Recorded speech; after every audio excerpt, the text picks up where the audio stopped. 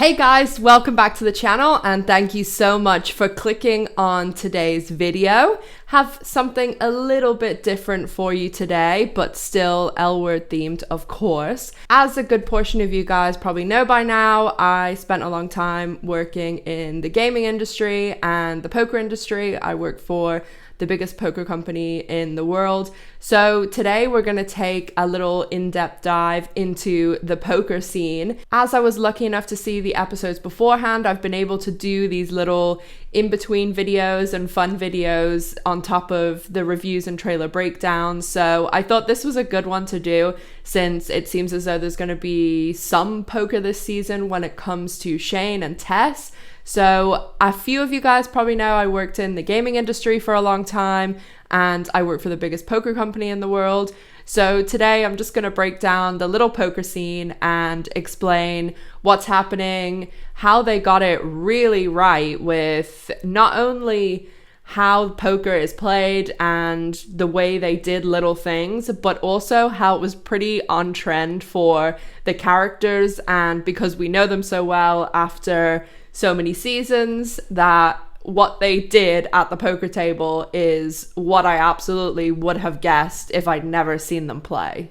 The first thing to say is that even the setup and the way they did everything, it looked really professional, really proper, and Jamie Clayton playing Tess has obviously learned a lot about it and how a dealer conducts themselves and even how she handles the cards and talks to people. Like, it's very, very on point, and I think she definitely did her homework for this scene, and I really enjoyed how each of the characters, like, they shone through even through the poker play. So someone like Alice, who we know Alice has probably never played poker in her life, doesn't take it like too seriously, and is just, you know, not very skilled in what's going on. Like, whereas you look at a character like Gigi, who it's very clear that she has played a significant amount of poker, the way she handles the chips, the way she handles the cards, she knows like what's going on and stuff. I also think CPD Murphy did a really good job in this scene as well. Jennifer Beals, Kate Manning, everyone really had done their homework for this poker scene, and it definitely shows. One little side note was I also really loved when the scene started and Bette and Gigi come in and they're like, "This looks great." And then Gigi like pulls out the chair for Bette. It was so sweet.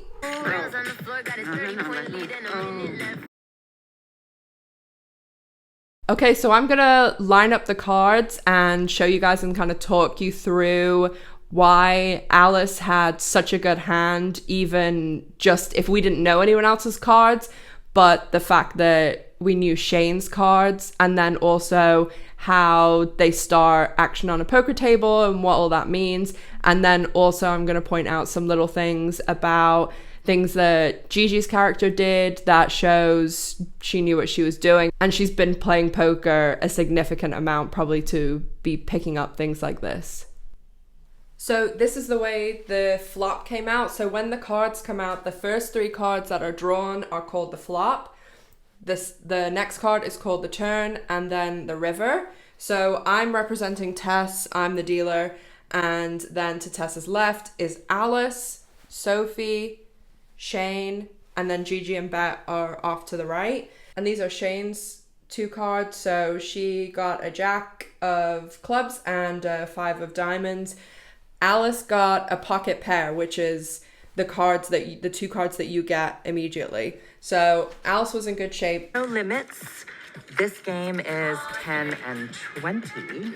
Action is on you. Oh, me?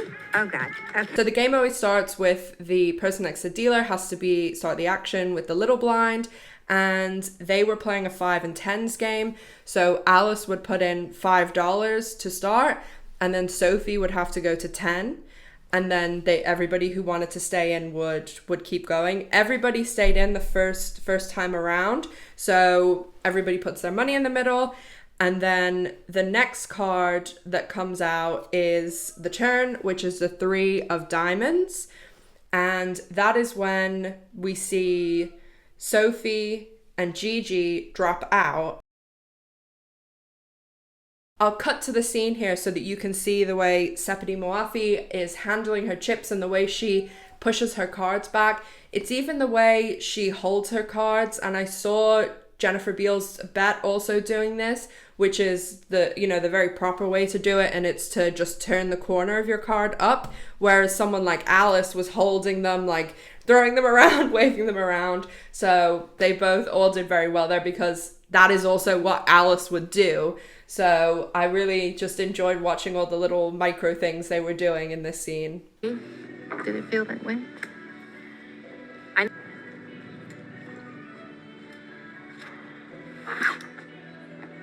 It's probably... So the other thing that I thought Sepideh Moafi nailed was the poker chip shuffle, which is what lots of pro poker players do when they're playing. If you watch any World Series event, that's what's going on.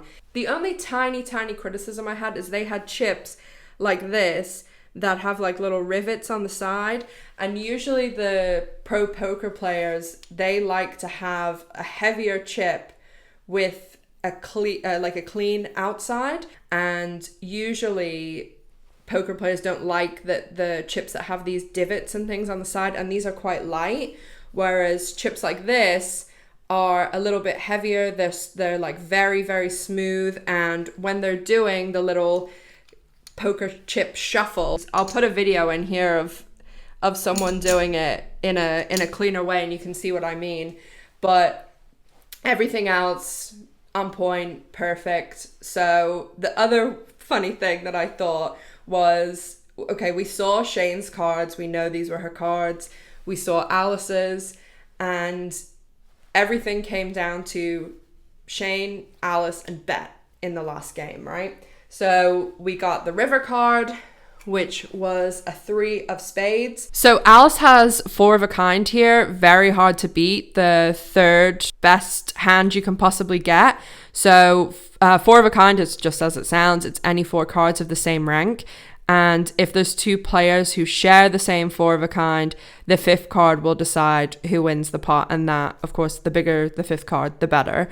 So the only 2 hands that can beat a 4 of a kind is the straight flush, which any straight with 5 cards of the same suit, and a royal flush, which is a straight from 10 to ace, and all of them have to have the same suit.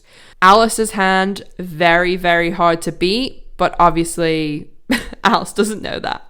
So yeah. So the only person who dropped out was Bette, and Bette could have had a king pair and maybe she dropped out, but my suspicion is that Bette didn't have anything, but she just went in because it's Bette, and it's like the rock paper scissors thing. We know how Bette is. So I thought it was pretty funny that they didn't show us her cards, but personally I didn't need to see them to know that she had nothing. So in a situation like that, obviously we know Alice didn't know what she had, and she was just going for it, and she was really lucky. And coming from someone who works in the gambling industry, luck sometimes has a lot to do with it. Poker is a game of skill, and you can become better and you can become highly skilled at it, but it's better to play poker than to throw your money away in slot machines.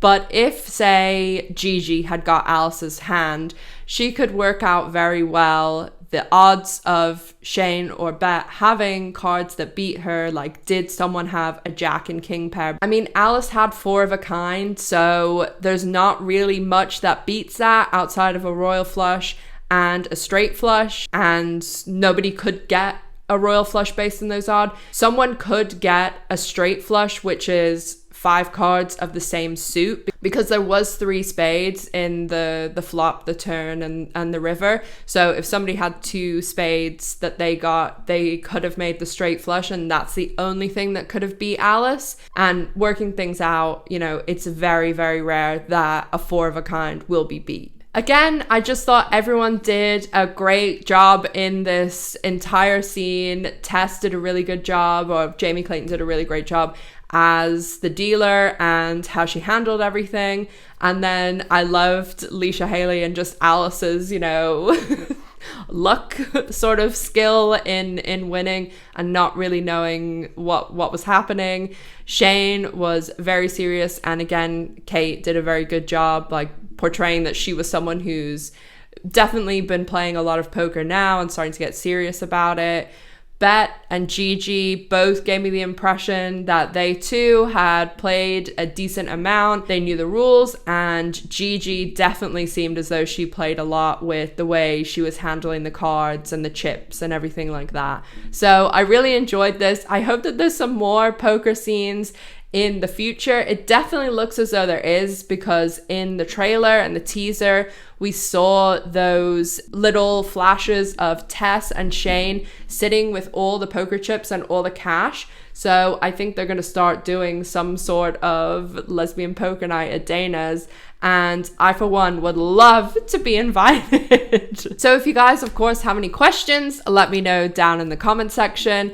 If there's anything you'd like to add or anything at all, just let me know. Make sure of course that you're subscribed to the channel so that you're notified every time I post a new video.